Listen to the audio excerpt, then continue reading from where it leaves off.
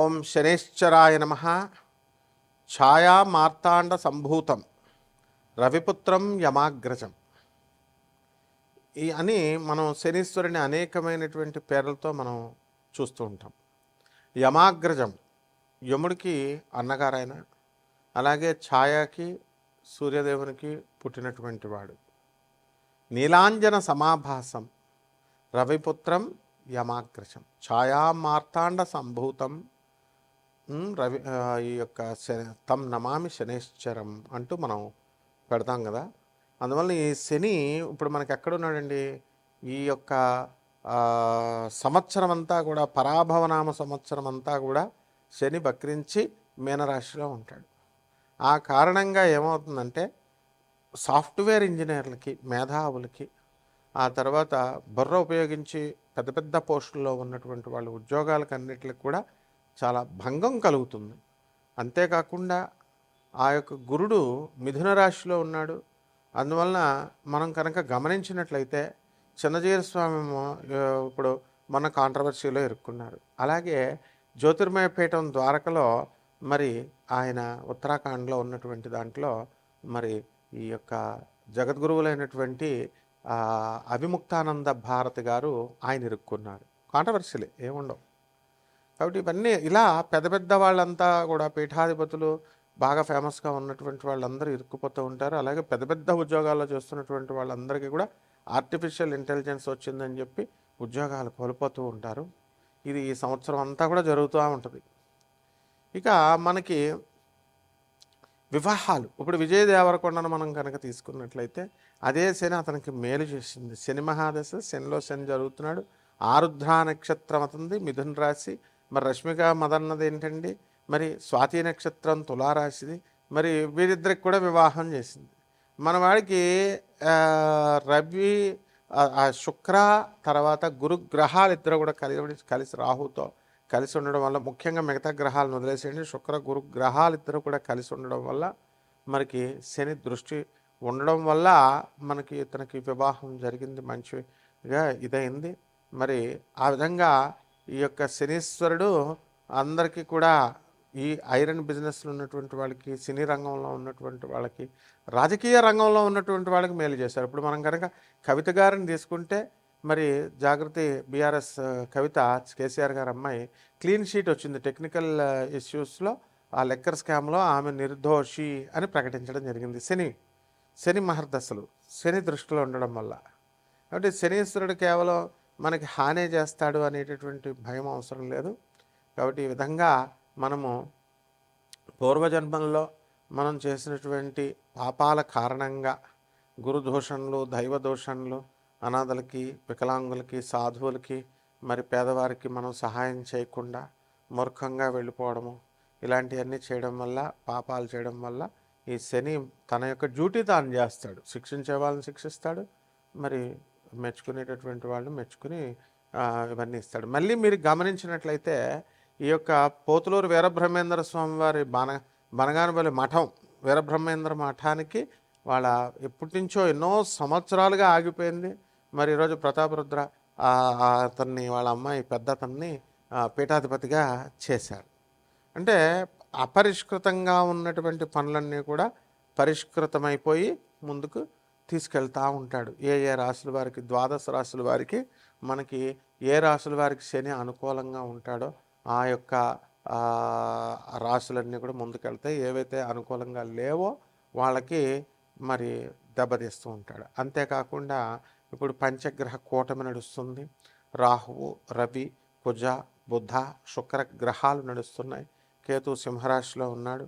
మరి వీటి కారణంగా మనకి శని మేనరాశిలో ఉండడము, వీళ్ళంతా కూడా వ్యయంలో ఉన్న కారణంగా కూడా మనకి అనేకమైనటువంటి మార్పులు వస్తూ ఉంటాయి. కాబట్టి ఇవి కోటాను కోట్ల మందికి కామన్ ప్లాట్ఫారం మీద మనం చూసి చెప్పేటటువంటి రాశిఫలాలు, ద్వాదశ రాశిఫలాలు. అసలు మీ జాతకంలో శని ఎంత ఇంటెన్సిటీ, ఎంత ప్రభావం దుష్ఫలితాలను ఇస్తాడు, ఎంత ప్రభావము దుష్ఫలితాలను ఇవ్వడు, ఈ విధంగా మనకి ఎవరికి ఎప్పుడు పెళ్ళిళ్ళు అవుతాయి, ఎప్పుడు ఈ యొక్క సంతానం కలుగుతుంది, ఉద్యోగాలు వస్తాయి, వ్యాపారాలు చేస్తారు, ఇలాంటివన్నీ కూడా శుభాలే కాకుండా అశుభాలు, యాక్సిడెంట్లు. ఇప్పుడు సింహరాశి వారికి ఏం జరిగిందండి? సింహరాశి మఖా నక్షత్రం సింహరాశిలో ఉన్నటువంటి ఒకళ్ళకి మరి బైక్ మీద వెళుతుంటే అవతలవాడు బైక్ మీద వచ్చేసి గుద్దేశాడు, కోమాలోకి వెళ్ళిపోయాడు. మరి వైద్యం జరగాలి కదండి. మరి ఈ ఈ వాళ్ళ ఇంట్లో వాళ్ళు మరి కొంతకాలమే కదా చేయించగలుగుతారు. మరి చూసి కొంచెం పిచ్చి పిచ్చిగా అరవడం ఇలా చేస్తున్నాడు. ఇంకా గుర్తుపట్టలేకపోతున్నాడు. ఇది కూడా శని ప్రభావమే. లేకపోతే వివాహాలకి ఈ గృహప్రవేశాలకు అసలే ఇది మనం ఏం కాలం అండి ఇది, ఈ యొక్క ఎండాకాలం. ఈ కాలంలో గృహప్రవేశాలు ఇవి జరుగుతున్నాయి. ఇవి చూద్దామని చెప్పేసి మన వాళ్ళంతా బంధువులు, అక్కగారింటికి తమ్ముడు వెళ్ళాడు. తమ్ముడు వెళితే ఏమైందండి? మరి వాళ్ళ ఇంట్లో దొంగతనం జరిగి 1/2 కిలో వెండి, 1,50,000 డబ్బు ఇవి దొంగిలించారు. కేసు పెడదామని పోలీస్ స్టేషన్కి వెళ్తే ఎస్ఐ పొద్దున్న రమ్మంటాడు, సాయంత్రం రమ్మంటాడు. ఎందుకంటే వెండి రికవరీ చేయాలి, పైనుంచి క్రైమ్ రిపోర్ట్స్ అన్నీ కూడా చూపించుకోవాలి. ఏసీపీ, డీసీపీ కాన్ఫరెన్సుల్లో, సిపి కాన్ఫరెన్సుల్లో చూపించాలి ఇవన్నీ కూడా. సో ప్రెజర్ ఉంటుందని ఈ విధంగా కేసు తీసుకోవట్లా. అయితే ఈ విధంగా ఇవన్నీ ఎందుకు? బంగారం రేటు పెరుగుతుందని యూట్యూబ్లో పండితులంతా కూడా మరి దొంగ భూములు చూపించి 5 లక్షలు అయిపోతుంది అని చెప్తే కొన్నారు. మొన్న ఇటీవల వైజాగ్లో బంగారం కోసం ఎక్కువ రేటు పెరిగింది కాబట్టి ఆ బంగారం కొనడం కోసం పీక కోసేసాడు. చూశారు కదా మీరు. దొంగతనాలు జరుగుతున్నాయి, దోపిడీలు జరుగుతున్నాయి. కాబట్టి బంగారం కొనొద్దు ఎవరు కూడా.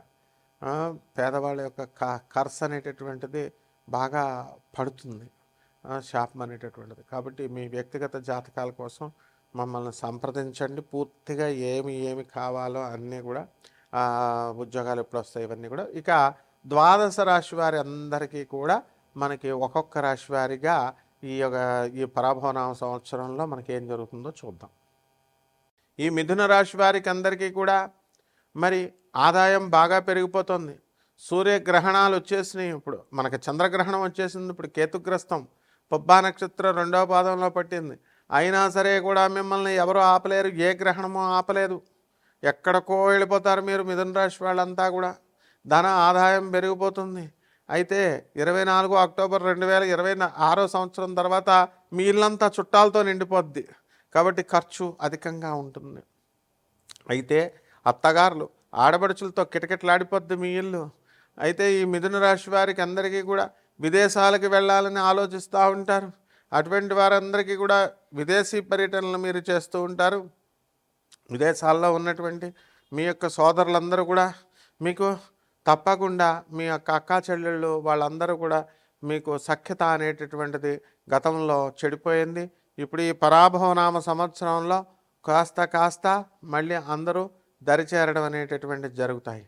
అలాగే మీరందరూ కూడా ఆదినారాయణ పూజ చేయడం ద్వారా తప్పకుండా ఆర్థిక నారాయణలాగా గొప్పవాళ్ళు అవుతారు మీరంతా కూడా. కాబట్టి ఈ అందరికీ కూడా తిరుపతి వెళ్ళాలి, సింహాచలం వెళ్ళాలి, ఆదినారాయణని దర్శించుకోవాలి అని తెగ అనిపిస్తూ ఉంటుంది. అయితే మీరందరూ కూడా నూతన వస్త్రాలు కొనుక్కుంటారు. నల్లని చెక్స్ బట్టలు, గ్రీన్ చెక్స్ బట్టలు, ఇలాంటి బట్టలు మాత్రమే నూతన వస్త్రాలంకరణలు కొనుక్కుంటారు. ఎక్కువ అవే ఇష్టపడతారు. బంగారం, కొత్త బంగారం కొంటారు, వెండి కొంటారు. ఇళ్ళు లేనటువంటి వాళ్ళు ఇల్లు కొంటారు, స్థలాలు లేనటువంటి వాళ్ళు స్థలాలు కొంటారు. చేపల రొయ్యల చెరువులు ఇవన్నీ కూడా బ్రహ్మాండంగా మీరు డెవలప్మెంట్ అనేటటువంటివి జరుగుతాయి. లాభాల బాటలో నడుస్తారు.